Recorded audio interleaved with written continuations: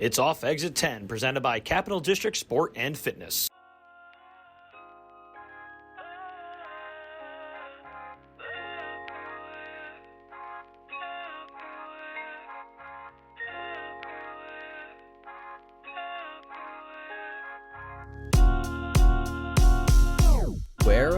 Where did you get your name from, your handle name, the Sassy Dietitian? I feel like that's always the first question everyone asks me. Sorry to repeat. No, it's all fine. The others. It's just funny. I feel like as I've become a mom, it's like I've become less sassy and more soft. So I'm like, am I living up to this? I don't know. But it started when I worked in the hospital as a dietitian because I didn't take no for an answer. And I literally would sass the doctors because, you have doctors walking in with like a Coca-Cola. And I'm like, what are you doing? Like, here we are trying to improve people's health and get them out of the hospital as quick as possible. So I would print out research articles. I would like call consults. I don't know if they loved or hated me. But then that was like the start of it. And then I decided I wanted to start my private practice. And if you ever want to know how people perceive you, go and ask your friends the 3 adjectives to describe you. That's what I did. I learned a lot about myself. And sassy was one that just like kept coming up and was like unique enough that I hadn't heard like anyone use that. So that's pretty much how it came to be. I was like, all right, I'm a dietitian. I want people to know I'm a dietitian. And apparently my friends think I'm sassy. So that was your intention with asking them to help you figure out a name? Yeah. And because I wanted it to be like, I wanted it to fit my personality and fit what I was trying to do, which what I was trying to do was get good information out there. Because when I was in the hospital, we had like terrible handouts to give people. I honestly, I got in trouble from my boss because I wasn't handing out the handouts that I was supposed to. I wasn't offering Ensure or Glucerna or any of those terrible drinks. So I would get in trouble. So yeah, it was like my personality obviously shone through, and it was a fun way to like come up with a name because I was stuck. I was like, I don't know, I'm just Laura. Like, well, that stuck because I think when I was first like sent your way or put onto you was through Pat Suarez. Yeah. He was like, the Sassy Dietitian. I was like, Pat, what are you talking about? I mean, literally so I've only lived here I've lived here like 11 years, and that started in 2014. So what is that? I can't do math. 9 years ago. Yeah. And so most of my friends call me Sass or Sassy. Like when people say Laura, they're like, who? Like, so it literally has like become my persona in my real life and on social media and my business. Yeah, we can go on, and I'm sure we'll touch on points about our medical system here and what that it's good in ways, but there's a lot of downsides to it. But yeah, you have the majority of doctors. I'm just thinking of docs I've seen in my life, like not in the greatest shape. They probably eat poor. They have poor sleep. And then you're put in this world where you're promoting health to people. Is that so hard for you to be? We talked a little bit off air, but to work in our medical system. Hard. It was so hard. I moved here because thanks to my husband, like he was already here. And so clinical was like the way they tell you to go as a dietitian, right? You like start in a hospital. So I was like, all right, I'll start here. And it was sucking the life out of me to the point where I was like having anxiety and panic attacks, which I never had, because no one cares that you're there. They're like, cool, can you get me like a Diet Coke? And I'm like, can we get you like a piece of fruit?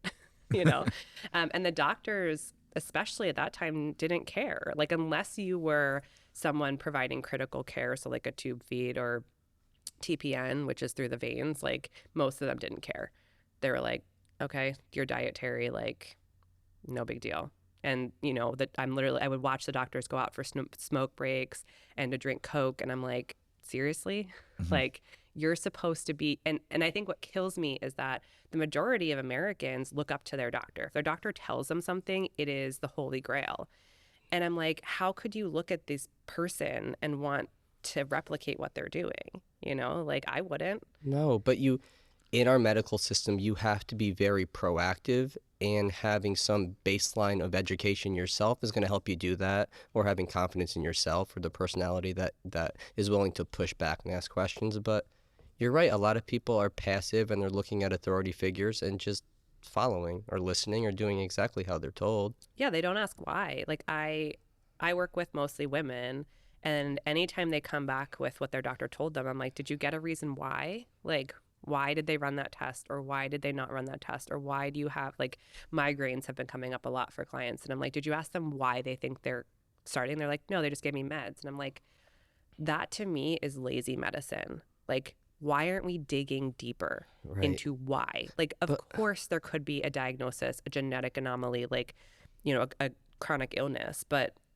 we're not asking the deeper questions. We're just taking it face value and being like, hey, great, here's a med.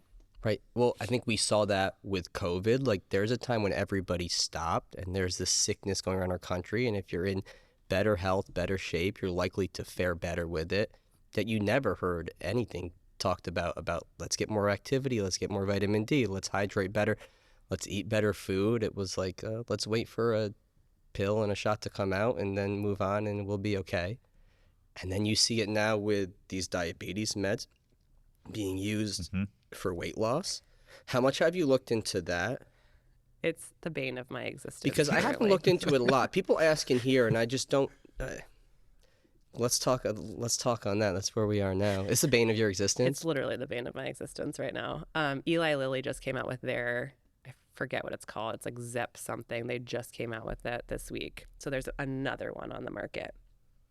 And it's infuriating. And, I'm not anti-medication, but these they're injections for the most part, are being handed out like candy. And they're originally created for diabetes treatment. Correct. They were meant, and they have helped.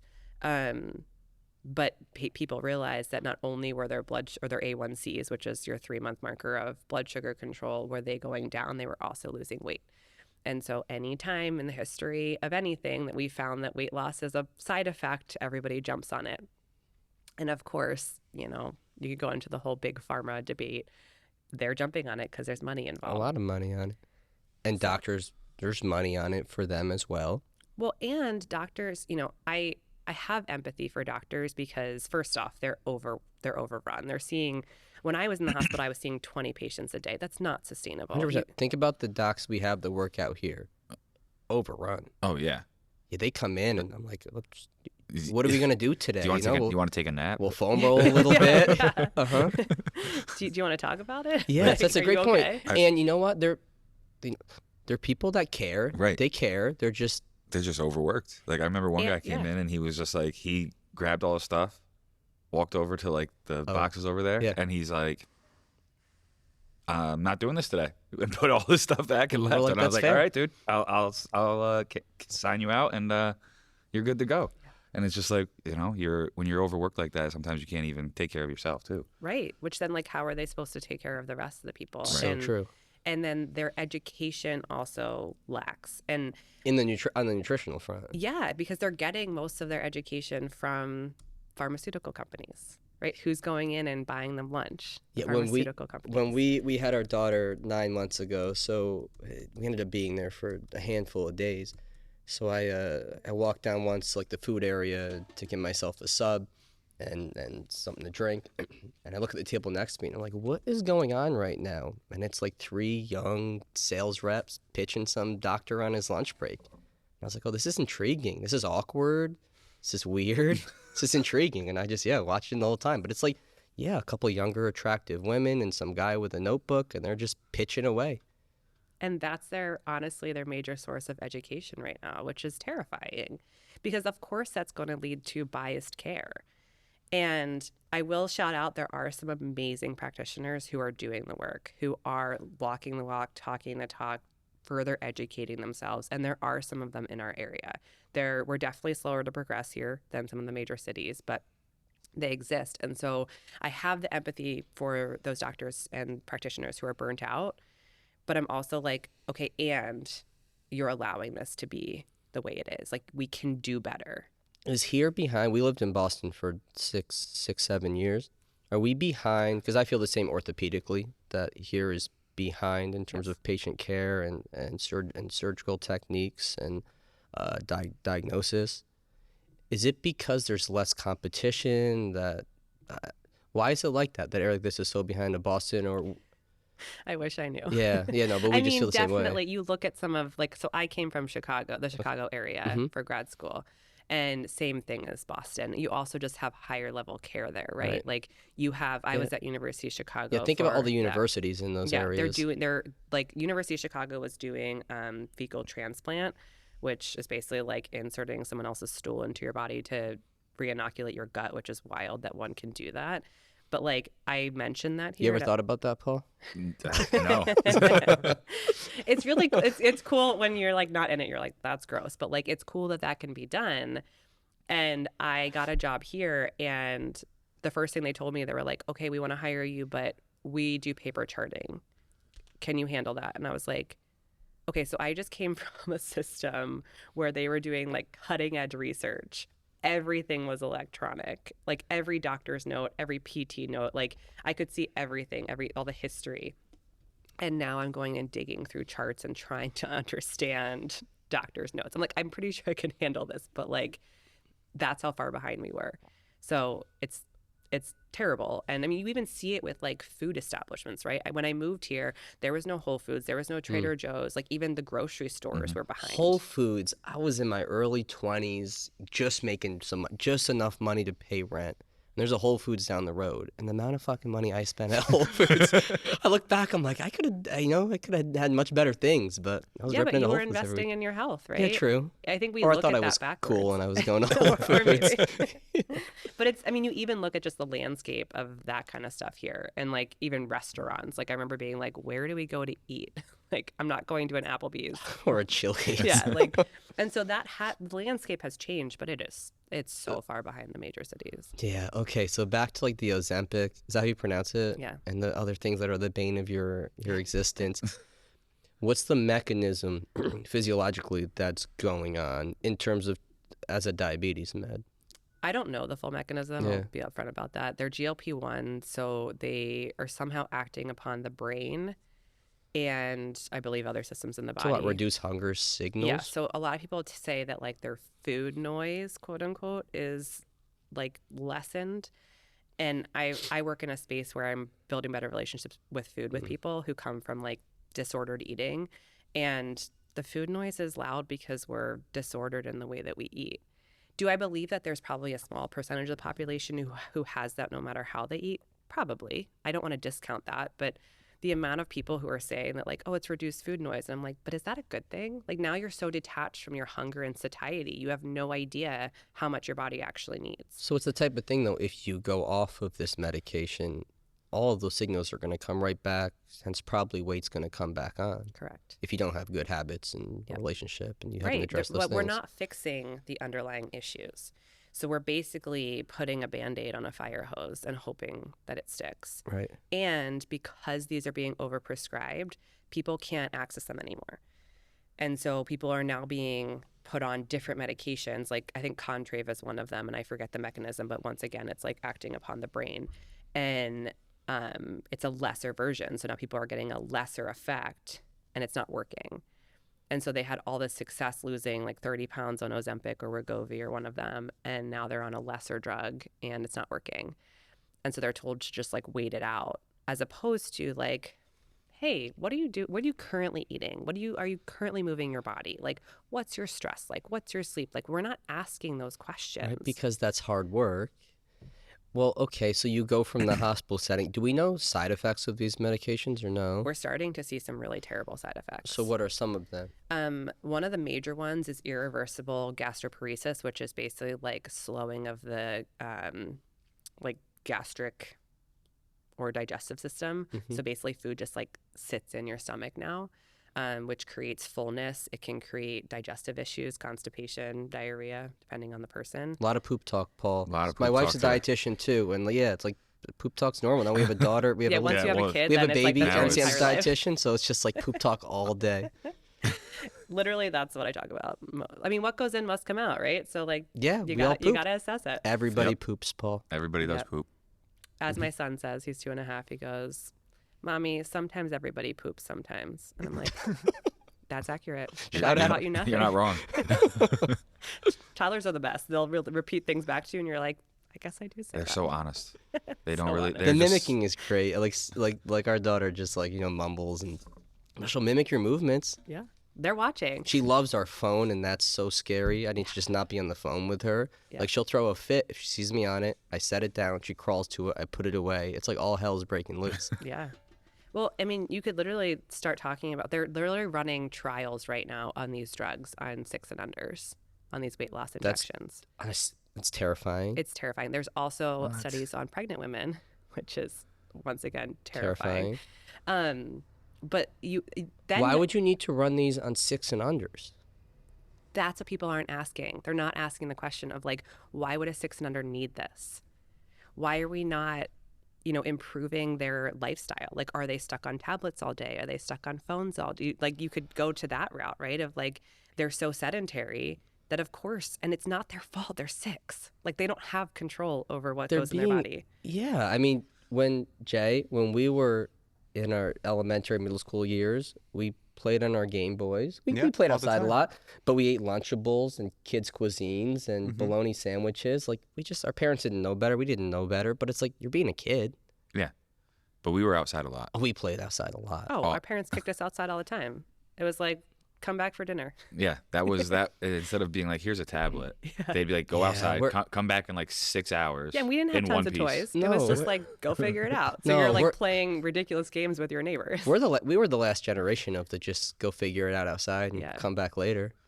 Well, that's part of the problem too. You could look at this from a socioeconomic problem too, right? It's systemic. There's not access to healthy food or even safe outside space to play for a lot of these populations. And then you look to those who do have the financial capacity and they're stuck on tablets all day. They're stuck inside all day. Their parents are busy because they're both working. And so I mean, right. there's so many issues. Yeah, to live now comfortably most people need a two-person income. That's true. Yeah. So there's so many reasons as to like, I just keep saying like, how did we get here? I think I say that at least once a day because it's terrifying. Like, it's terrifying that I'm constantly having these conversations. And so where I see it come in is I work with mostly women, and sometimes their partners and their boyfriends and their guy friends come in because they're like, oh, she's seeing results. Let me check this out. But the problem is that they're being offered these meds by their doctors when weight wasn't even a topic of discussion. They were going in for a completely different reason. Is that because there's incentive by the docs to prescribe? It's because I think doctors want results. Right? Like they want to provide their patient with an answer, with a solution to whatever the problem may be. And this new weight loss injection is the answer because that person's going to end up losing 10, 20, 30, 40, 50 pounds. And now most people might actually be happy, right? Like my population, I think, is a little bit different than the general population. They want to focus on their diet and lifestyle. They want to do this without meds. They want to feel their best. They want to fuel their best. Whereas the average American just wants to lose weight because that's what they've equated with health. That's what they've always been told is their problem. And so doctors are just like, if your BMI is above 27, which is not really that high, you're being offered it. But you're right. It is systemic. It is. Think about advertising on television. It's crappy foods, it's pharmaceuticals, it's quick fixes, I mean, that's what people are seeing. And if you aren't educated, it's going to be difficult. You're just going to listen to all of those things. And if your doctor is giving you that solution, you think, I guess this is the answer, right? Like, I'll do what my doctor says because they clearly know what's best for me. Right. And I mean, there's so many different areas that why this is wrong, but like dietitians are almost never consulted. Like, your field's interesting. Our field's interesting. We've said before, Paul. Oh yeah. Our field's like the Wild West because there's no licensure. You have to go through a licensure process. So for us, it's like there's certain, which is a crazy process, but which like doesn't even matter. I'm not sure anymore. Okay, because in our field, there's certifications. People have different certifications. They have a very wide range of education and of knowledge. Because I know people that didn't go to school for this, but they're so great with the psychology. Their people skills are good. Mm-hmm. They know enough to not hurt somebody, and they kill. And they don't have a degree or like a CSCS or some big certification, and they do a great job. You know, we all have degrees and certifications and all the knowledge, and we do a great job. But your field, there's a licensure process. But you said you don't think it means much. No, it's not protected. Anybody can offer nutrition coaching. That's okay. That makes your field equally the Wild West, because Yes. people say, I'm a nutrition coach, I'm a macro coach, you name it. I can help you with autoimmune. It's like, right? Hormones are the Hormones biggest one right now. is crazy, and it must drive you crazy, because what should separate an RD from, I guess, it's like you can treat people, you can change their nutrition to change their bodies. That drives you crazy then, online Yes. coaches. Yes, absolutely. And this is where, like, we were just talking about doctors who are highly qualified, right? Who Right. actually have like zero nutrition education requirements. And then you go all the way to these other people who are highly uneducated. They just, maybe their body is their business card, right? Like they look the part. Yeah. So now they're suddenly a nutrition coach. And it's like, when I talk about this stuff, I don't want it to be like to the point where it's like so protected that there aren't nutrition coaches, because I believe that like they can help with the basics, right? And like I can't be everywhere. I can only see so many patients. And so, but the problem is that they give too much information that's not helpful. Right. So now they're not taking the person into account. They're not recognizing that like this is a 35-year-old mom who's exhausted, who can only get to the gym twice a week, who is barely hanging on.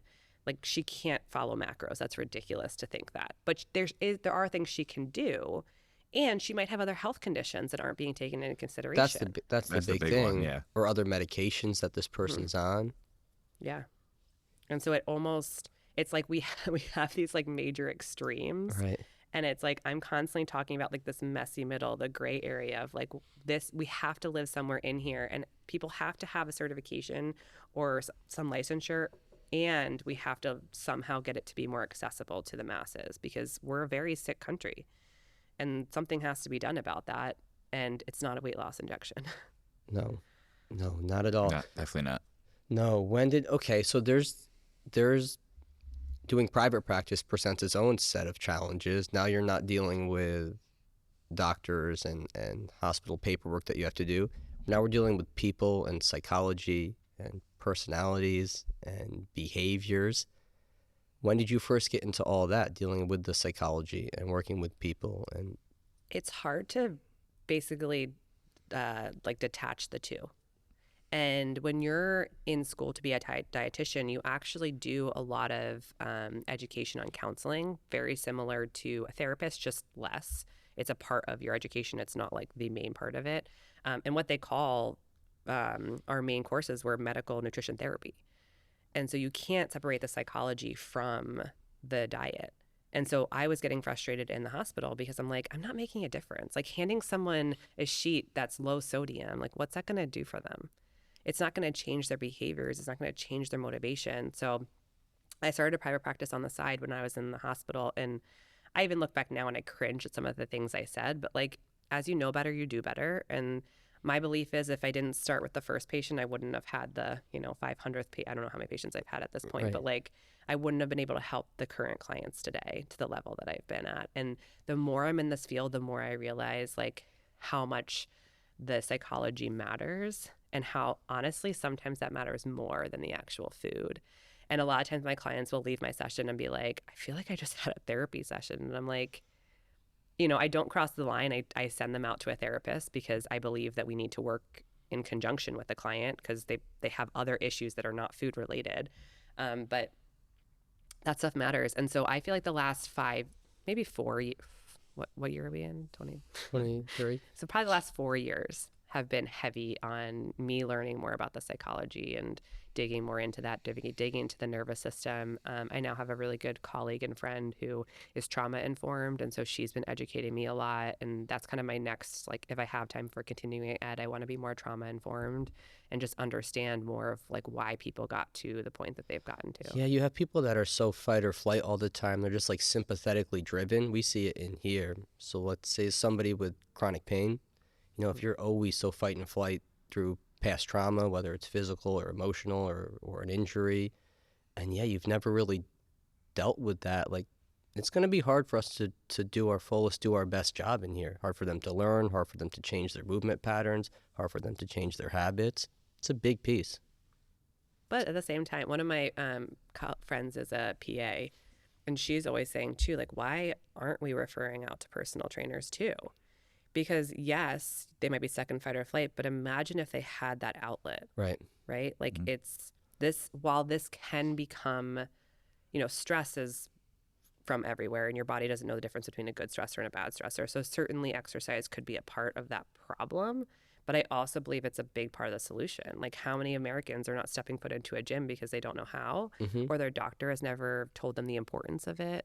Like I feel like movement changes my life.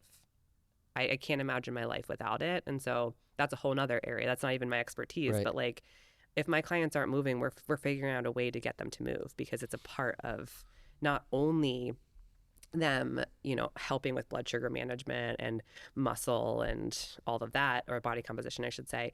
It's also going to help with their nervous system if they can figure out a way to do it in a healthful manner. The supplement industry is like the Wild West. The lack of regulations mean the supplements you purchase may not even contain the ingredients listed on the label, which is why I get my daily vitamins and supplements from Thorne. Thorne vitamins and supplements are made without compromise. Quality ingredients ensure your body optimally absorbs and digests your daily supplements, while in-house and third-party testing ensure you're getting exactly what you paid for. Thorne offers a variety of health tests reviewed by board-certified physicians that evaluate your lifestyle, gut health, sleep, stress hormones, and metabolic markers to determine which vitamins and supplements may be most effective in helping you feel and perform better throughout the day. For college and professional athletes, Thorne has NSF-certified supplements that make sure you won't get pop positive on a drug test. Whether you're an athlete, professional, parent, grandparent, or weekend warrior, Thorne's selection of high-quality supplements can help improve your quality of life. Switch to Thorne's high-quality and extensively tested supplements today at thorne.com/u/CDSF. That's thorne.com/u/CDSF.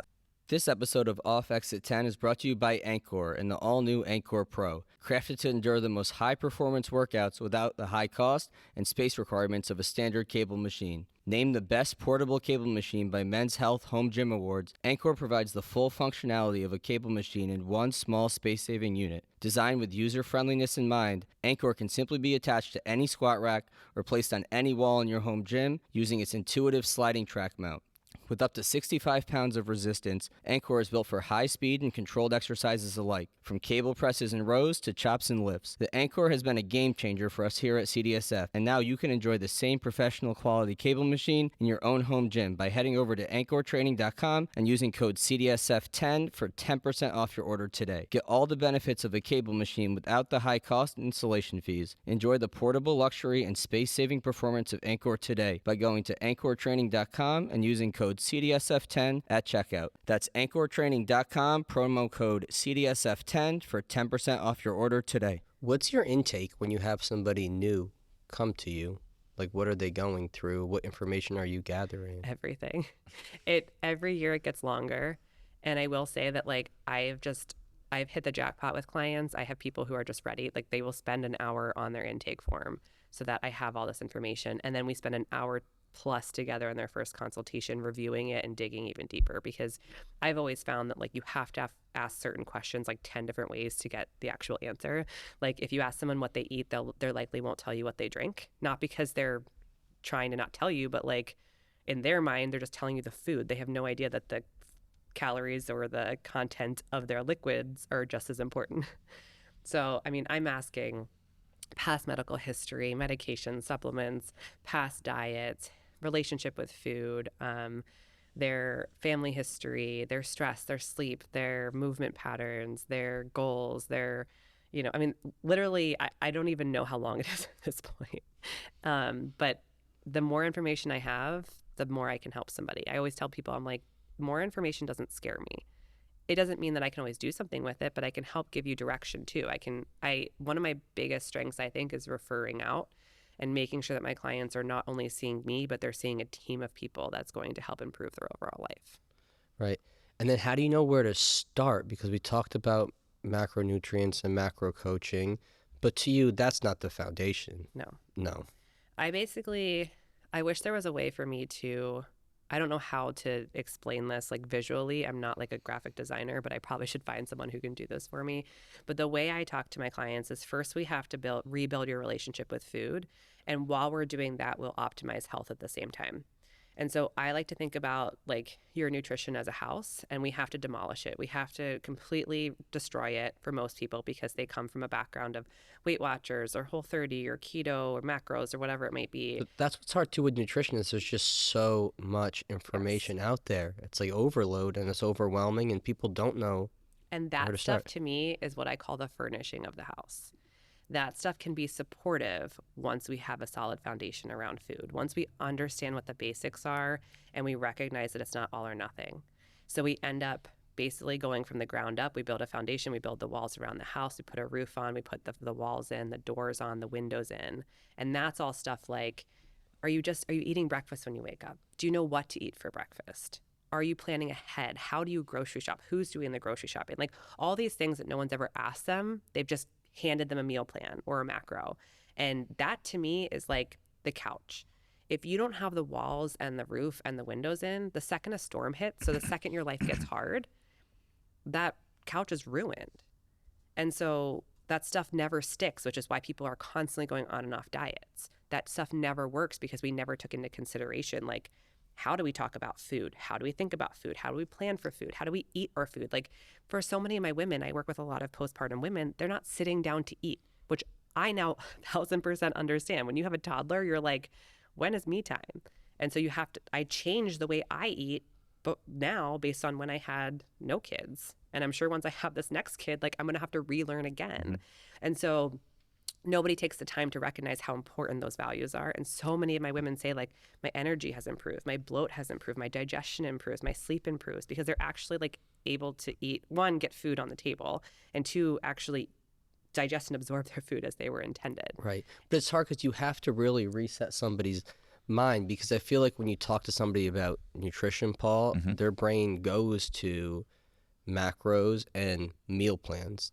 Tell me what to eat. Like, this is what do you feel like that's what people expect from you, or you've kind of created your brand enough and who you are that people don't come to you and they're not expecting that? Not anymore. It used to be that. And did that drive you crazy? Yes. Okay. Because let's talk about that, because it's like, so when I talk to Sam, who does nutrition here, I think that's something that she's struggling, or we're struggling here, is that's what people are expecting. Yeah. Here's your macros, and then here's a meal plan that we're going to give you. This is what you're going to eat. And a session is not that. It's getting to know somebody, talking to them about habits, learning their relationship with food. And sometimes they come away maybe feeling like that's not what I thought I was paying for. How did you go from people expecting that to where you are now? I think my social media presence has helped. People know what they're getting into by the time they meet me. Or they're the partners, so their partners have like warned them, like, you know, you're not going to get a macro count or a meal plan. Mm-hmm. But it's still, there's still, I will say, like around the 2 or 3 month mark when I'm working with someone, it comes back. They're like, okay, but when are you going to tell me what or how much to eat? And it's not to say I withhold that from people. A lot of times I educate them on how they can figure that out on their own. But it's like that saying, right? Like if you teach a person to fish, they can feed their family or whatever. Like if you just fish for them, like they're never going to know what they're doing. So do most people have an unrealistic expectation of weight loss, like how quickly it's going to happen? Yes. I mean, think about it. The Biggest Loser is one of the like prominent media sources of weight loss, right? Is that still a show? No way, that's still a show. I don't think it is. But for most, I would say, I guess most of my clients, right, like 25 to, I don't know, 55, that's what they think of. That's where their head goes, because that's what they grew up with. That's what they grew up around. And not to mention, like, once again, weight is what their doctor focuses on as health. The first thing you do when you walk into a doctor's office is what? Your weight. Height and weight. Yeah. Every time. The height gets me because I haven't grown since 8th grade. Yeah, so I'm the same number. I'm the same height, dude. I'm 33. I haven't grown. I'm still waiting for it. You're like, if anything, I'm probably shrinking, but it's fine. But so people don't know any better. And they think that, okay, if I start doing everything right and my weight changes, my health will change. There's this like direct correlation in everybody's mind. It's because, I mean, that's how it's always been, right? If you grew up in the 90s and 2000s, there was Weight Watchers, Jenny Craig, Nutrisystem, like. That's so true. It's that correlation of my weight is my health. Right. Correct. And I remember earlier you said BMI, the amount of clients I would get in when I lived in New York City that focused so much on that. And I would just tell them, I'm like, my BMI is like 32 or 31. And I'm like, am I overweight?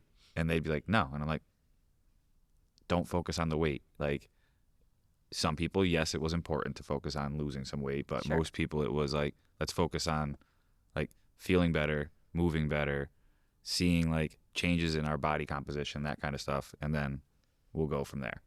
So it's like BMI is not the be all end all. One of my favorite professors once said, you guys have to do the eye test. And we're all like, we're not in ophthalmology. Like, what are you talking about? And she's like, just look at your patient. It'll tell you so much. And I always, to this day, am thankful that she said that and drilled that into us, because it's true. Like, you cannot tell somebody's health by their weight. You most certainly can tell someone's health by looking at them if you have a trained eye, right? I'm to the point in my career where like I can look at someone and be like, they're likely pretty healthy. Is there something they're struggling with? Maybe. You can't always take it at face value, but like I can't look at you and I don't know any of your weights. I live in the health field and I could look at the three of you and I would never know. Like, I would probably guess wrong on all of you, because it doesn't matter to the extent that we think it does. And even I think one of the academies for medicine just came out saying that BMI is no longer a gold standard. That's good then. And yet it's still being used. Right. That's not good then. No. And it's incredibly frustrating. And as I always say, I have two sayings that I think are important and maybe helpful for people, but like weight is one metric of health. It's not the metric of health. So it's not to say, like you said, like it's not to say we're ignoring it. There are some people who are truly impacted by the weight on their body, right? Like you guys probably see it more than I see it because you're with people every day moving their body. And it does impact range of motion and impacts what they're able to do, how they're recovering. And so it's not to say it doesn't matter, but it's not the only metric of health. And a lot of times when people come to me, I always tell them weight loss is not guaranteed in my program. It's not something we necessarily focus on. Weight is an outcome, not a goal. And what I mean by that is if we sit here and say, I want to lose 10 pounds, it sounds like it's motivating, but it's not. Because what does that even mean? Like, where are you going to be at 10 pounds from now? Do you know? Like, do you know if you're going to feel better? Do you know if you're going to be stronger? What if instead you stayed the same weight and you got stronger, you had more energy, you were sleeping better, your libido went up? Like, there's so many things that could improve, and weight may never change. It's an outcome, not a goal. Right. Are you using quantifiable things then other than weight when you're working with people early on? I used to do more like measurements. I don't. What I'm focusing on is like, what is your win? Right. Every time we check in, it's like, what is your win? And in the beginning, people are like, nothing. And I'm like, I'll dig some out of you. Don't you worry. But like, I have clients who like had headaches every day and they no longer have a headache. And they're like, I haven't had a headache in weeks. And I'm like, isn't that amazing? Like, I have one headache and I think the world's ending. Like, I'm not a headache person. I don't get them. And when I do, I think the world's ending. And so I'm like, that's not a way to live your life. Energy is improving. Like, not feeling like you need a 2 p.m. nap. Actually sleeping through the night. Those things, they're not necessarily like quantifiable, but they're qualitative, right? And for most people, that's more motivating. Right. Right? Like, if you feel better, your life is so much easier. Yeah, you're going to be more productive at work. You're probably going to be a better a spouse or partner and a better parent and a better friend. Yeah, you have a much better quality of life. Yeah. And you're the only person who knows how you feel. And I think that's pretty cool. Whereas like weight, what does that tell me about you? It's literally your relationship to gravity. Right.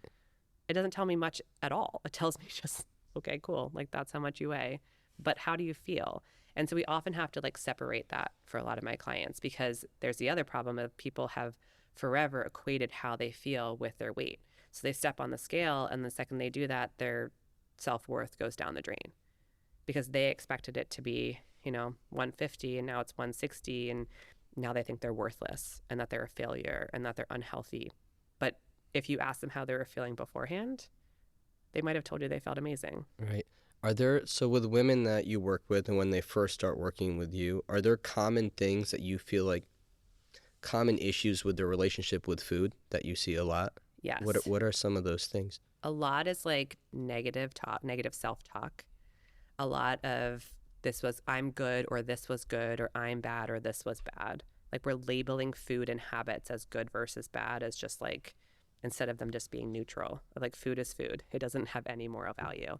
And a lot of people as I would say, they should all over themselves. They literally just like, more poop talk. they should do this. They should do that. I know I should do better. I know, as opposed to, okay, but what do you have the capacity for? Like, did anyone ever ask you as a mom of 2 kids what you have the capacity for? You might think you should be counting macros, but does that even make sense? At 20 years old with no responsibilities outside of paying bills, like, okay, yeah, maybe that makes sense. That's the hard part about our fields too, is you have a lot of younger coaches in their 20s, no responsibilities. You're in great shape because you're in your early 20s. Yeah. You're probably boozing 3 nights a week, but it doesn't fucking matter. It doesn't matter. You're in your early 20s, and because you look this way, it's like you think what you do, the rigidness of that is easy for anybody to do. I was there in the past. Yeah, I was there in my early 20s. And I look back and I'm like, oh, these people must have thought, I was crazy or I sent them down a wrong path. It's because you don't know any better. Yeah. And when you know better, you do better. Right. I mean, I was no different. I was like, what? You have kids, so what? Right. Like, prioritize yourself. And now I'm like, ooh, so that didn't age well. Like, understood. Uh-huh. So, yeah, it's also taking that into account. And yes, unfortunately, I think in both fields, especially now, right? Like, my field is more accessible because it's of TikTok and Instagram. People see more quote unquote nutritionists. And so a lot of people will compare themselves and they'll say like, oh, well, she can do it and she tells me to do this. And it's like, does she have the same life as you? Right. Probably not.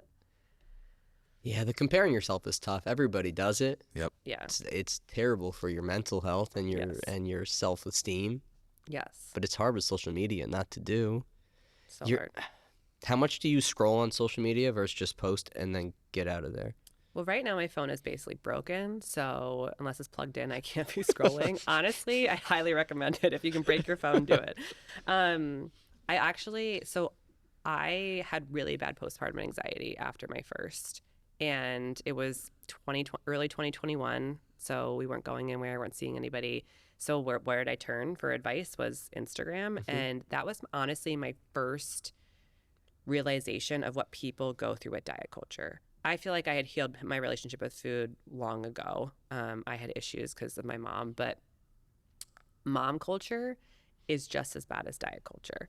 And I don't know if you feel that as a dad, but like, I definitely, Sam feels it for sure. No, I don't. No, I don't. I mean, men are different. Yeah, yeah, I'm a guy. You guys like let it roll off of you.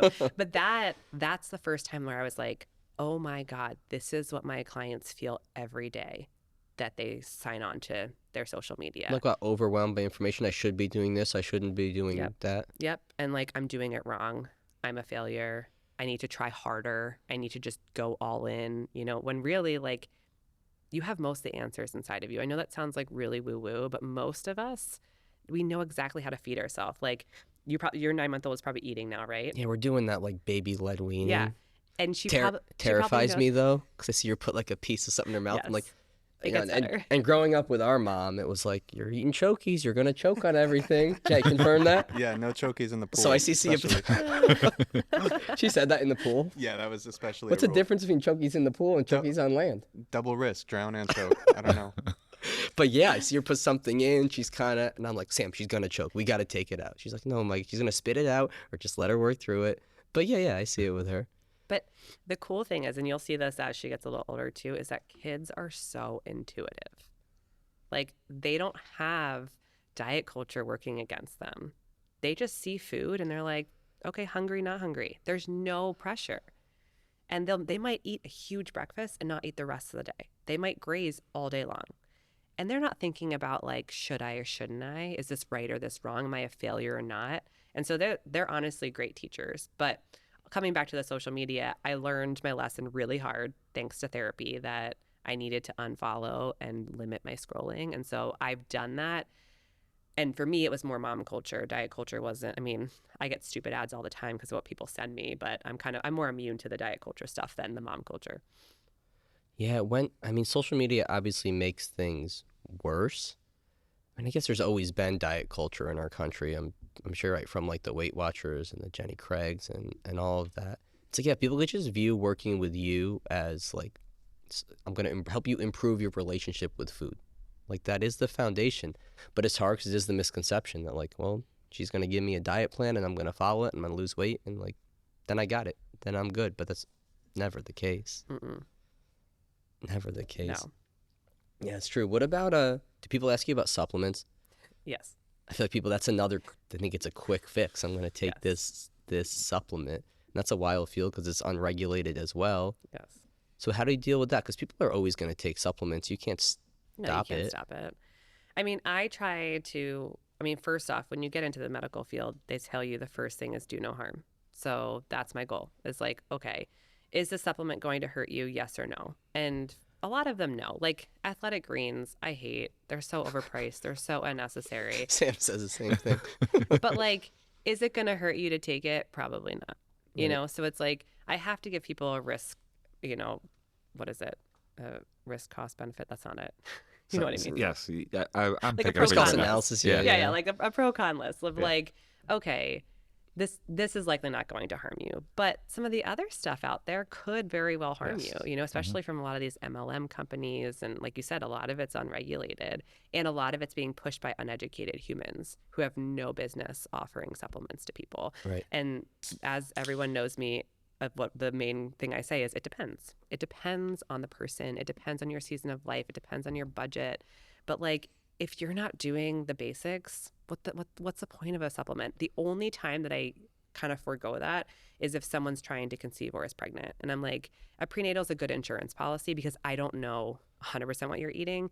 And that's probably going to be bare minimum to reduce risk of things like neural tube defects. But outside of that, most people need to be doing the basics better and more consistently and save their money. I always say, like, save your pennies and like go donate them to people who actually need them. Right. There's like a pyramid, and I feel like everybody flips it upside down. At the top of the pyramid is like supplements and medications and stuff, and everybody's like, no, we're gonna go this way. That's why I like your house analogy, because you can tell somebody like, we're working right here in the house right now, and at some point we'll work on the furniture. You're trying to be on the roof right now, right? But like, literally, we're doing the foundation right now. Yeah. And, with my clients, I get to see more of their health history and their labs, and I dig deeper too. So I can give them quicker advice on supplements than I could a random person on the internet. I love how I have a Q&A every Wednesday on my Instagram, and I love how people are always like, what about this supplement? There's always like, what are common ones that you get? Right now it's AG1, which they're rebranding. It's athletic greens. And they're everywhere. I mean, you listen to anything, everywhere. They're advertising. So collagen's a big one, creatine. Mm-hmm. I'm trying to think what else. I will always get like brand names, and I don't always know the brand names, so then I have to dig. 9 times out of 10, it's an MLM, which I'm always like, I don't care what MLM it is, don't buy it. Like, it's complete crap. What's MLM? Multi-level marketing company. So I don't know if you guys are familiar with all the Herbalife shops in the area. Oh my God, the teas. Yeah, I'm definitely banned from all of them, by the way. Fucking teas. That fizzled out. When we first opened in 2018, everybody was getting their teas and the fucking caffeine in their teas. And you see one open in every town. There's no way they're still open, or are they? They're still open. They're still there. Yes. Unfortunately. You don't see people bring them in here like they used to, though? Because people feel like crap after drinking them. Because people bring in the cans of energy drinks, though. Oh, yeah, that's a whole other issue. Right? That's another one people ask, too. Yeah, let's talk about that, because you can look at our recycling bin over there, and it's fucking Ghosts and Monsters and Bangs and C4s. And if I had it my way, I'd be like, no, kid, you can't bring it in. It's terrible for you. Done. But then I'd be an asshole adult, and it's tough. But and you're trying to be a good like mentor for them too, right? Right. Yeah, that's hard. I mean, the fact that kids are getting energy drinks in their hands is terrifying to me because they aren't regulated. And I mean, I distinctly remember being in the hospital. I worked on the cardiac unit, one of the units I worked on. And we had people come in for overdoing energy drinks. They had heart palpitations and heart issues from overdoing it.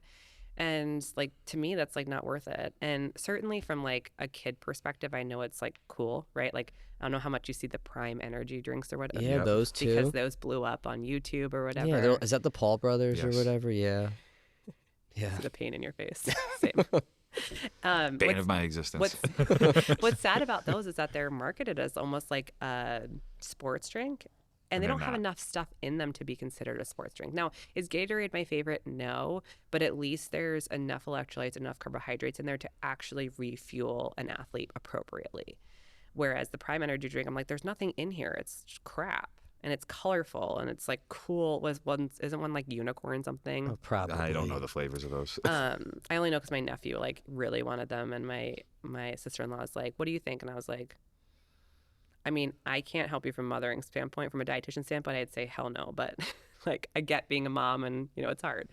But those aren't regulated. They're so much, like the B vitamins in them alone are like in the 1,000% of what you need in a day. And so most people will notice that like they're peeing out neon yellow, which like cool, like fun party trick, but you don't need that many. And then there's also just so many different additives in there. I'm trying to think of what some of them are, like ginseng and taurine and a bunch of other things that like we probably don't need in those dosages. And like, why are you reaching for an energy drink? Once again, it comes back to that why. Right, because it's a social thing for kids. It's a I'm cool. It's a I'm cool thing. It becomes a habit to have that can in your hand. But yeah, it's not good for you for anybody to pump 300 milligrams down their throat in a 20-minute time frame. No, right? especially as a kid. Yeah. But what's sad, I mean, you could also then go back to why, right? Like I always ask the question why. Like I was a college athlete, like, and I was a high school athlete. Who was talking about nutrition? Nobody. Right, nobody. And the hard part there is like, sure, you can bring a dietitian in. Like I've been brought into sports teams and it's great, but like I'm not there every day with them. So I think it's actually better if we educate the coaches, because the coach, like I think of some of my favorite humans in my life and it was coaches, right? They had such a big impact on my life. And I wish they had more impact on my health, right? Like if they had told me that, you know, it's probably not best to drink energy drinks, here's an alternative, right? Like, because of course you're a kid and you want something cool. We probably all would have done it because anything our coach said was like, you know, the Bible. Like we just followed it without even thinking. Mm-hmm. What would be an alternative that you would recommend then for kids to replace the energy drink? I mean, now we have so many electrolyte supplements, right? We have Liquid IV, Element, Noon. There's so many of those that are way less aggressive and actually have what we need. And food, you know, like kids need to eat food. And so, you know, I think that coming from a coach, then the kid might be able to tell their parents like, hey, like I heard that carbs are good for me. Like, and we can educate the parents because a lot of parents don't know. And they're just buying their kids whatever makes them happy, or if everyone on the team has it, it must be right? So I don't know that there's a direct, like, great energy drink out there right now, but... Yeah. What was the one that advertised as having super creatine in it? That was Bang. Bang. It's like, it's not even a thing. What is super creatine? Like, that's the thing, though. You have the whole marketing and the advertising they can say front, whatever too. they want. Whatever the fuck you want, until you get sued, which they usually they all get sued. Yes, but they'll just eventually. ride with it, pay their lawsuits, and move on. Because they make stupid money. Right, crazy Insane. money. It's but that's our whole food. That's our whole food industry in our country is crazy money. You have the pharmaceutical tie-in, then you have like the agricultural side of things. Do you ever delve into any of that or no? I mean, yes, I fall down rabbit holes all the time. Right. My problem is, what do I do about it? Yeah, there's like, they have so much money. You're like, there's some days where I'm like, why am I even doing this? And that's obviously a defeatist attitude, and I pull myself out of that. But like, it's hard because all of my clients are impacted by this. I'm impacted by it, right? Like, it's a daily thing. Yeah, it's like I told somebody the other day, 'cause I think, right, there were elections the other night, local elections. And I was like, you know, like major elections, like us as individuals probably aren't enacting any change. Like things are pretty set. Like locally we can make some change. Yeah, I like went home and watched Netflix instead of voting. But yeah, it's true. How are you conscious as a consumer knowing these things, knowing, you know, how farming is, how animals are treated?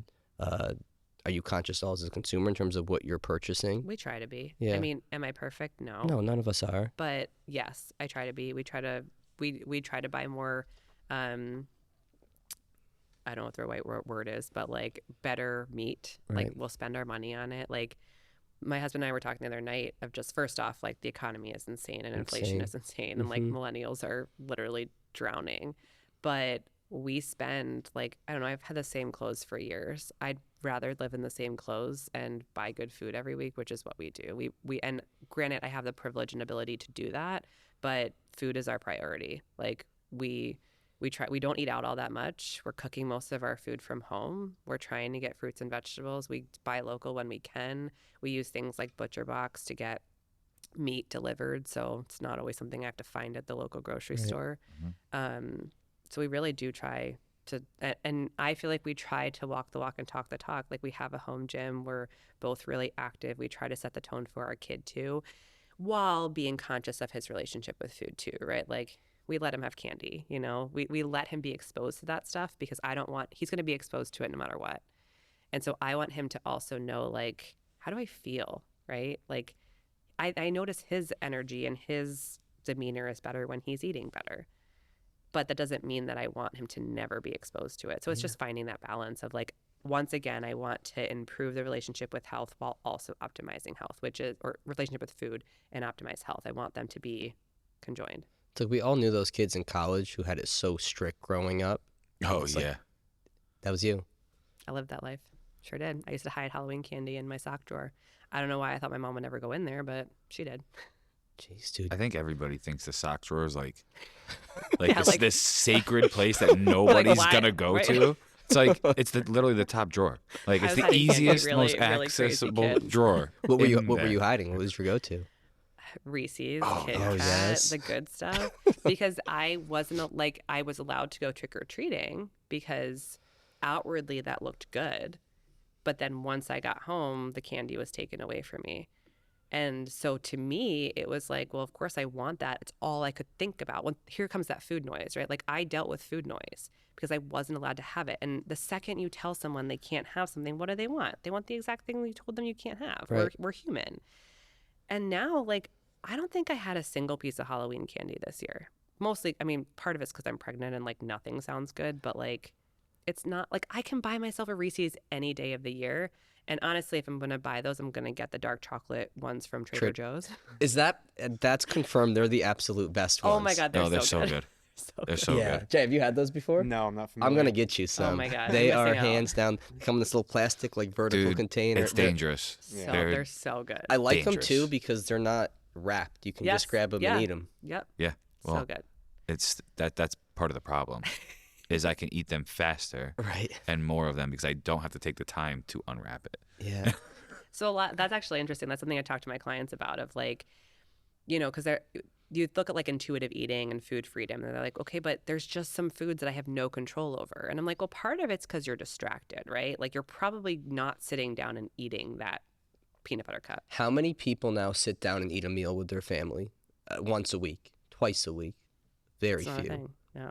Well, you guys probably know more about this than I do, but like think about sports culture. Right. Kids are in sports so young and so many days a week. Like we were in rec league and like I wasn't a competitive swimmer until I was in high school and I went on to swim in college. Like I got to be a kid. I was like we were talking about, like I got kicked out the door. Like I played with my friends. Did you like swimming? Loved it. I feel like we have a lot of swimmers in here, but they've been It's because doing she it. didn't have to do it competitively. Right. They've been until doing she was in clubs high since school. they were young. So they get to end of high school, they swim to college, Burn out. and they go, I hate swimming. Yeah. I would have too. I was a lacrosse player, soccer player. Okay, so you did swimmer. multiple things. I got to do whatever. Yeah, I got to do it all. I will say that's what my parents did get right. I'm not gonna, completely shame them, but Yeah. Is that what got you into this field, nutrition field, though? Just the issues you dealt with food growing up with your parents and yeah, I think part of it was subconscious. I think my mom struggled with an eating disorder. Something that, she just kind of slid under the rug. Mm-hmm. And then part of it was being an athlete. Like nobody talked about it. And I was a 5'4" swimmer. Like I'm not, you look at a lot of swimmers now, like you look at Katie Ledecky and her wingspan is like absurd. I'd get up to swim and I'm like, well, there's a 6 foot tall swimmer. Like best of luck to me.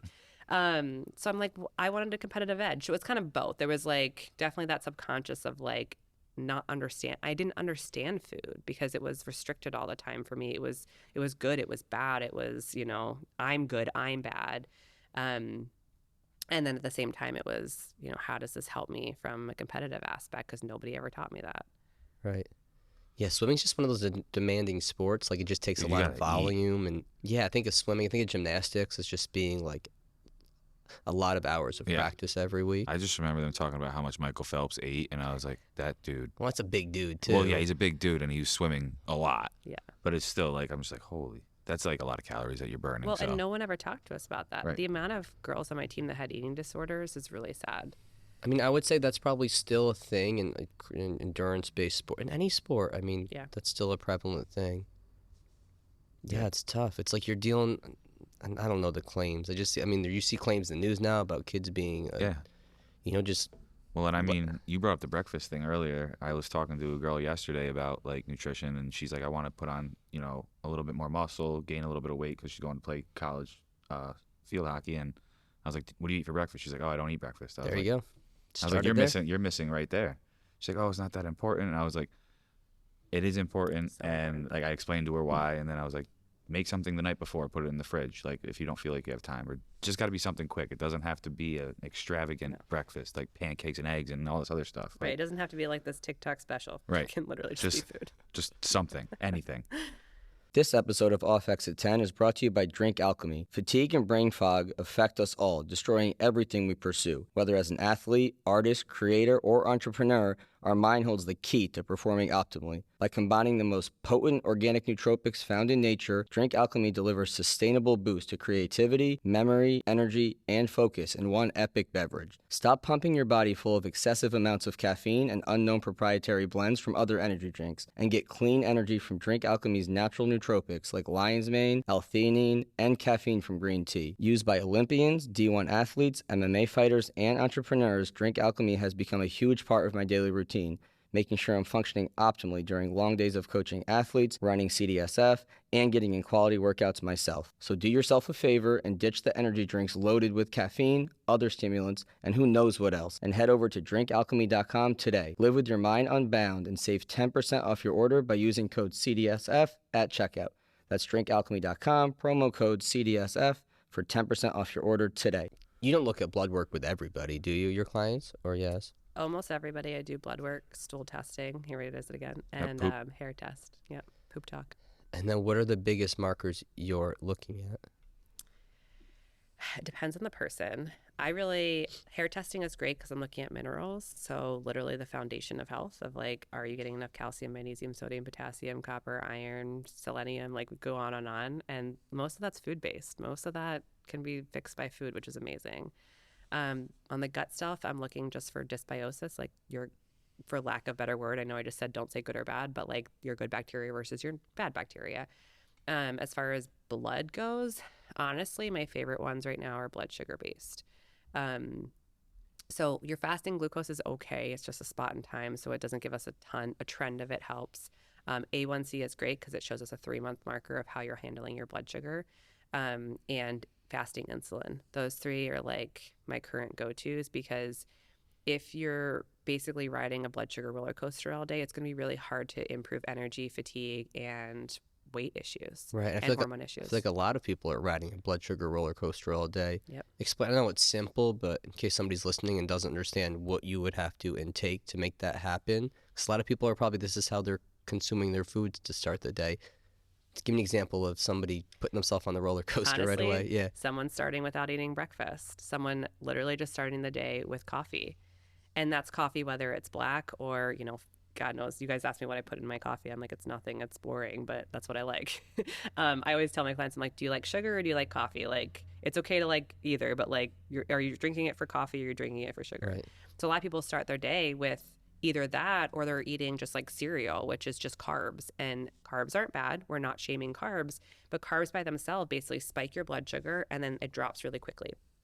Without fat or protein combined with it, you're going to get that spike. And so, yeah, you might feel like really energized. You think about like a kid at a birthday party, right? Like they get that cake and they're like, so energetic. And then all of a sudden you see them throwing a tantrum. It's real fun. But that is a great example of what's likely happening to you, but you're an adult, so you can't throw a tantrum. So you end up like being sleepy or cranky or hangry or whatever. Or doing another coffee in the afternoon. And that's what happens, right? You reach then you reach for something and you're like, well, I'm being good, right? I'm being good because I ate breakfast. So now I'm just going to be good and I'm just going to have a piece of fruit. Okay, fruit's good, but fruit is mostly carbs. So once again, that blood sugar spikes and then it comes back down and then you're hangry again. And then you're going to be good at lunch and you're only going to have like a salad.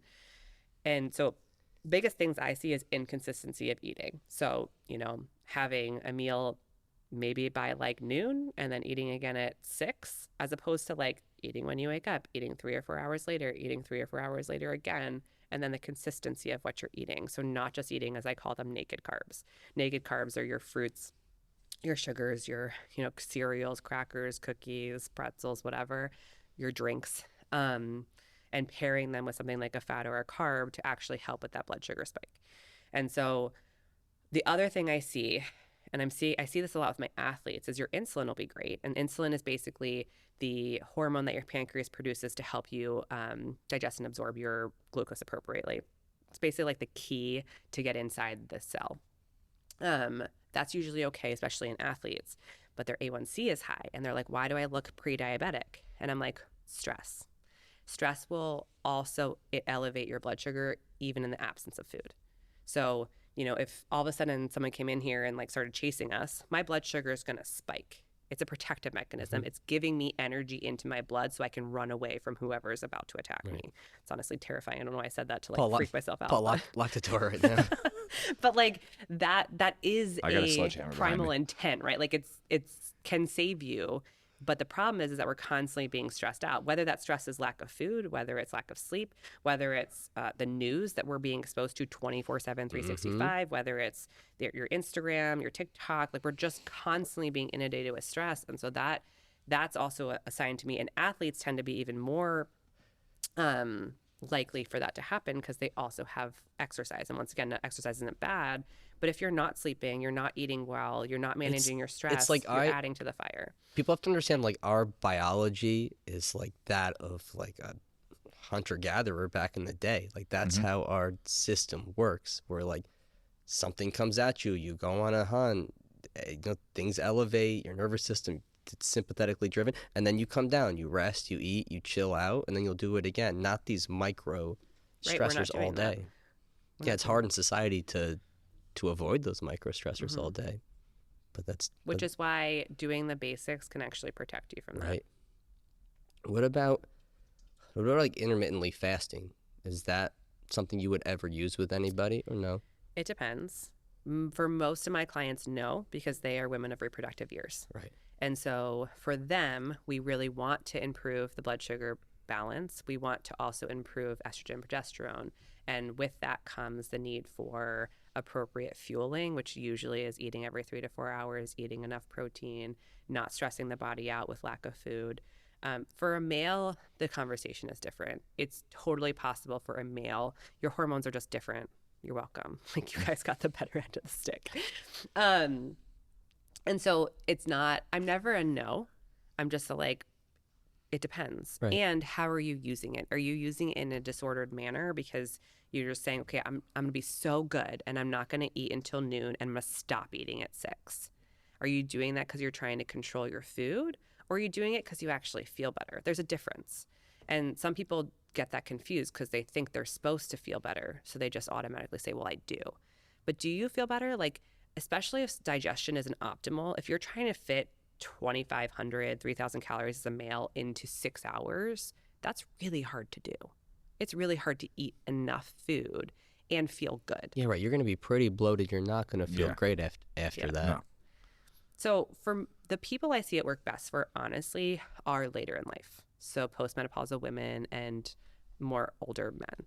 And it's because their way of life is a little bit slower, right? They're usually retired. They usually sleep in. Like, that kind of works for them. And because they don't have a lot of the social aspect to eat with others, it kind of allows them to eat with others when, like, in that window. And it's not strict, right? It's like, I watch my dad and I'm like, he does it without even realizing it, but he lives alone. Like, breakfast isn't really exciting, and he eats lunch and dinner. And usually, you know, it's with, like, you know, hopefully with somebody for at least one of those meals. And, you know, that works for him and it's fine.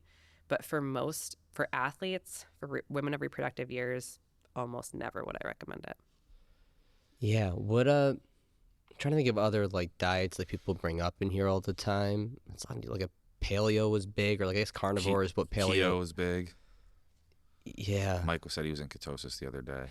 I just didn't eat because I was so busy. It happens to me all the time. It's not good. It's like, Paul, I think I'm in ketosis. It's like I'm hallucinating. I'm trying to think what is big right now. I mean, carnivore is definitely big because you've got some of these like. Oh, speaking of carnivore, fucking Liver King. Oh, I mean, I think that ship has sailed. That ship sailed. Thank God. Thank God. Yeah, I mean, that's he was exposed. Yeah, for taking crazy amounts of steroids. No shit. Dude, it drove I love me how crazy. he tried to come back from that too, and I'm like, are you you still are gonna sell all your stuff? Really? I want to know how like CPS or somebody didn't show up at his house when he's like feeding his kids like bull testicles. Like, it's like, or like how much of that is he really doing? Right. Or it's just like That's taking my steroids question. and eating shit like a normal person. I mean, they were Probably. doing some stuff on camera. I don't know what they were actually eating though. Right. Right. We don't know. And that's a big thing that I always tell people on social media too, of like, you don't see the whole story. I don't even share my whole story online. Not that I'm trying to be deceitful, but like, who has time? Yeah. You know, like, and a lot of these creators, they create this persona. And so I feel like they almost fall into that and they can't get out of it. And you watch some of the videos. I went down to Liver King rabbit hole, of course, at some point. And I mean, I think like, we all did. His wife, I don't know if she's his wife or partner or whatever, like the look on her face, you can see that she's disgusted. And it never fully shows her consuming something. And I'm like, no chance she was eating that. Right. Nor would I recommend anyone do that. Yes, please don't. Yeah, Do that. the whole creator content, we've talked about this. People that like create a persona, but like, what are you offering to people? What's your service? What's your benefit? It's just like you're creating a persona because. And also, if you have time to be on social media all day, are you actually helping people? Yeah, no Yeah. chance. That's was- one thing I said to somebody. I forget when, but I was like, most of the people that you see all the time on your social media have that time because they're not doing Correct. it. You know what drives me crazy is if I scroll and just clicking through stories, it's people that post their whole fucking day. I woke up at 3:30. First, I'm like, why are you waking up at 3:30? Who wants to do that? Why? No, thank right? you. You see that? Yeah. Made my eggs. And I don't want did to a see you at workout. 3:30 in the morning. Yeah, I mean that's just a deep psychological issue. But like, Yeah, post but I'm their better whole than day. you because I'm busier than you. Well, that's you're trying to have people tell you. You know, you're just trying to prove that or have people tell you that because you want to feel that way. Well, I talked to some of my colleagues about this, and we get annoyed by some of our own colleagues. And some of the people who are on there more often, they're seeking validation, That's right? what it is. Yeah. And what's sad is we live in a society where connection has gone down, especially because of the past few years. Mhm. Relationships and connection are so important to health, and it's something that's not talked about. But like doctors should be asking their clients, like, or their patients, like, do you have meaningful relationships in your life? What are your connections to people? Like, are you getting out of the house, right? Like, that stuff matters. And the people who are on social media all day, I'm like, there's no chance you have friends. Like, if I posted what you posted, my friends would be heckling the heck out of me, being Oh, like, yeah. what did you just post? Yeah, Like, I think a doctor's most basic intake is like, yeah, are you moving your body every day? Are you socializing? Yeah, in do you some have way? meaningful relationships? Are you passionate about anything? Or what's the general idea of what you're putting into your body? Like, I got a pretty good baseline right now. yeah, like that. Those aren't the questions. It's what's your weight? What are your complaints? Here's some meds. Goodbye. Yeah. It's so sad. It is. And I mean, I work with a lot of clients who have normal labs and they're dismissed all the time. You couldn't possibly feel the way you do because your labs are normal. It's like, Okay. Yeah, I feel like with certain autoimmunes, you see that. You probably have labs that are like skewed. But I'll speak on it. I mean, Sam said it before. Like, my wife has endometriosis, so she spent, her whole teenage years through her 20s of doctors dismissing her. There's they say nothing it wrong. takes 15 years for a woman to get diagnosed with endometriosis. Yeah. Like, how sad, because we just assume that women should have painful periods and like The number of times I drove her to the ER because of period pain, it's like I couldn't count them. which is awful. That's just lazy medical care. Yeah, but it shows how proactive you have to be. She had to Yeah. be so proactive. Like, we wouldn't have a daughter if she wasn't so proactive with finding the right doctors, getting the right treatments, getting the right procedures. Like, not a chance. If she just listened to people, it'd be like she'd be in pain still. We wouldn't have a daughter. It's like we said in the beginning, that's a tough part about our field is that you have to be You have to be proactive. educated a little bit, or try to educate yourself in some way to be able to ask questions when you go to your doctor's visit or any kind of medical visit. Honestly, sometimes that's what I do for my clients. I'm like their biggest advocate. I'm like, if you can't say this to your doctor, put me on the phone, because they don't want to talk to me. Their doctor doesn't want anything to do with me, and I will. And usually that gets the doctor to order whatever I want. I threaten. I go, I'll talk to them, and they're like, great, whatever she wants. And I'm like, once again, it comes back to connection. Why don't you want to talk to me? Like, Right. Well, they know who I'm the not sassy harmful. dietitian is. I'm not harmful. Yeah. Like, I'm just advocating for a patient to get what they need to feel better, because Yeah, people when- deserve to feel better. When we had our daughter, we had a doula. Hmm. And shout out to these two women, like badass, because I get anxious, I get nervous, so I'm like, I don't want to be in the hospital, and I just like my anxiety takes a hold of me, and I mean, they're asking the right questions. They're helping us make decisions. But yeah, it's like seek help. Find somebody to help you be proactive if you don't know it all yourself. Mm-hmm. And it's a shame that a lot of those services are not covered outright by insurance. Correct. Which that insurance is that could be, hours discussion. We won't go into that, but it's not preventative health. It's reactive health.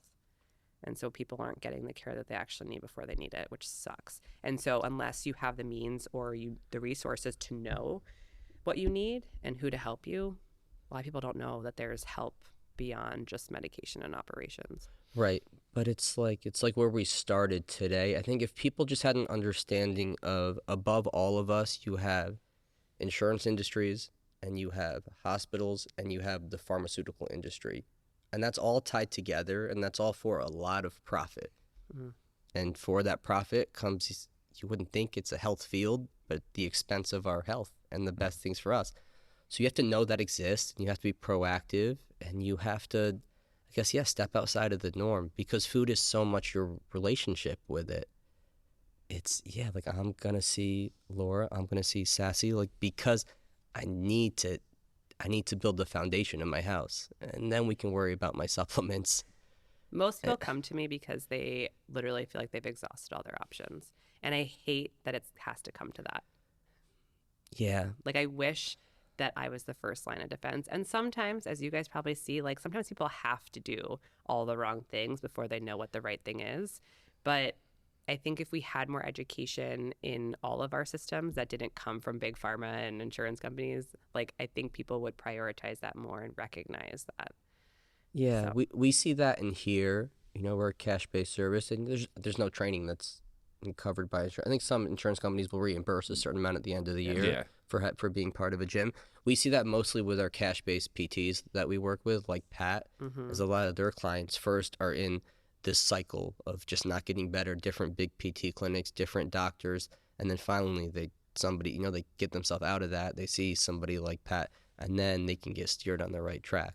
But you have to seek that out yourself. Yeah, which is a shame. And one of my friends who's a PA, she's local.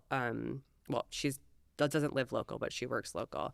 That's one of the things she's trying so hard to. She's in, I think, Latham Medical Group, and she's trying so hard to get doctors, especially in her practice, to recognize that there are more solutions for their patients than just medication or standard things like personal training, physical therapy. Right. Like, because yes, standard physical therapy doesn't work for a lot of people because you get 15 minutes maybe, and you're with 5 other people, and no one's actually ever touching your body or looking at your mechanics. And a PT in an insurance model has to treat, in quotes, to what the script says from the doctor. Yeah. So if I'm treating Paul for some issue at his knee and we're working it, but I go, I think this thing at your hip is contributing to your knee. Mm-hmm. It's like, technically, I don't think that's allowed to be done. Which is sad. Which is another tough part about our model. How have you, because it's just you, right, with your business, how have you scaled it or set it up where you can, be as present of a mom as possible and a partner, and do you have automated things set up, or is it always all you responding? I will say it's really hard. As someone who's very type A and has always been someone who wants to do more, not only for the sake of my own health, but I want to do more because this community needs it. I've had to take a step back. And one of my friends was asking how my business was 9 months postpartum. And I was like, honestly, it's stable. And I was like, it sucks. And she goes, what's wrong with that? And I was like, that's a great point, actually. I'm just in a season of life where my business is stable. I have a lot of ideas that I can't wait to enact when I have time. I use an electronic health record system, which is amazing. It does a lot of automation for me. I'm considering hiring a VA to do some more automation because it is hard to do it all. What's a VA? Virtual assistant. Virtual assistant, yeah. So they can answer emails for you, set up, responders, and do all the stuff, the busy work that I don't want to do anymore. Jay, no $2 VAs from the Philippines? No.